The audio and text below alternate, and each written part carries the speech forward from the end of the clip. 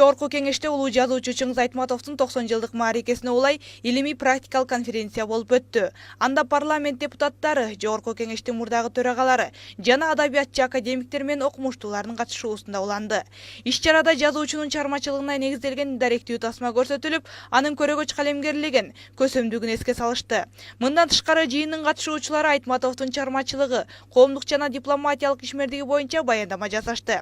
Белгилей кетсек, кемеңгер калемгер Айтматов көзү тирүү болгондо быйыл 90 жашка чыкмак. Ал эми бул мааракеге байланыштуу бир гана Кыргызстан эмес, чет элдиктер дагы көңүл сыртында калтырбай иш-чараларды өткөрүп келүүдө.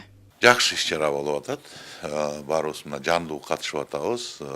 Болгондо дагы ушу улуу кыргыздын залкар аксакалдары келип, Чыңгыз Айтматовдун санаалаштары, чогуу жүргөн замандаштары келип, өздөрүнүн жылуу сөзүн жанагынтип айтып жатканы абдан сонун иш-чара болот.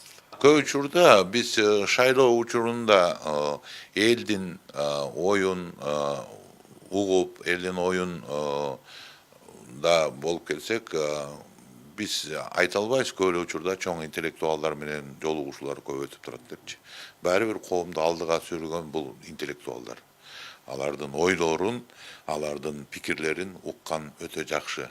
Бүгүн ошондой түз диалог болуп атат. Мына алар келип депутаттарга өздөрүнүн оюн, кээде ачуу ойлорун айтып атат.